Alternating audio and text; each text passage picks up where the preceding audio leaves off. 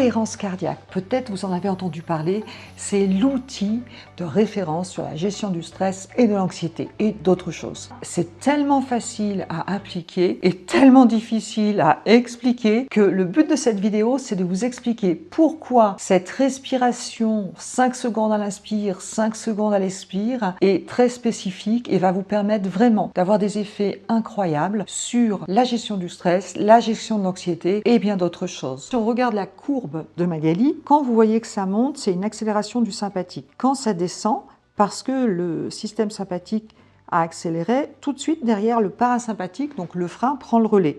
Et donc on a une augmentation de rythme cardiaque, une diminution, augmentation, diminution. Ça, c'est tout à fait normal. Quand on passe à une respiration de 5 secondes à l'inspire, 5 secondes à l'expire, à peu près, eh bien on voit que c'est beaucoup plus régulier. De la même manière, j'ai le sympathique qui stimule le rythme cardiaque, le parasympathique qui compense en diminuant.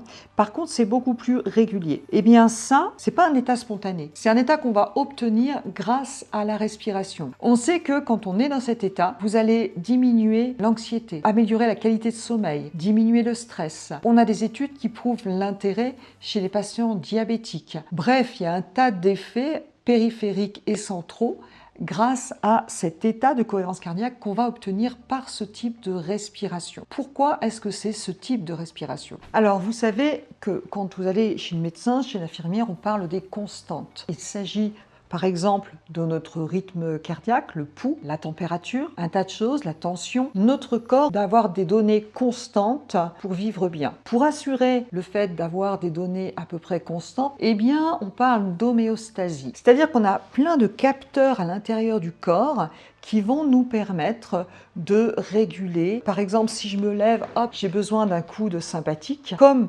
j'ai eu un coup de sympathique pour me lever, tout de suite le parasympathique va prendre le relais pour rester dans une certaine constante. Eh bien, sachez qu'à l'intérieur de notre corps, on a des barorécepteurs. Ce sont des récepteurs au niveau de l'aorte qui enregistrent les changements de pression artérielle, le rythme de la fréquence cardiaque, le rythme respiratoire. Et en fait, chaque récepteur influence les uns et les autres parce que le corps s'adapte à chaque seconde. Eh bien, on a remarqué simplement que quand on est à ce rythme respiratoire, 5 secondes à l'inspire, 5 secondes à l'expiration, eh bien c'est là, tous les récepteurs sont en cohérence, c'est pour ça qu'on devrait dire plutôt cohérence cardio-respiratoire, et ce qui permet au sympathique et au parasympathique surtout d'être beaucoup plus efficace. Et donc on entre dans un état de cohérence cardiaque qui va avoir des effets à tous les niveaux, au niveau de notre physiologie. Voilà pourquoi la cohérence cardiaque est différente d'autres types de respiration. Il y a plein de respirations très intéressantes en yoga, etc. Et la cohérence cardiaque est différente de la relaxation. On peut effectivement avoir un effet relaxant et on a un effet largement supérieur avec la cohérence cardiaque, en plus dans d'autres paramètres. Si cette vidéo vous a plu, eh bien je vous invite à liker et à mettre des commentaires.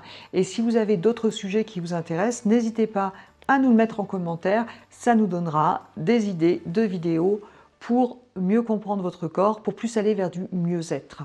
À très bientôt.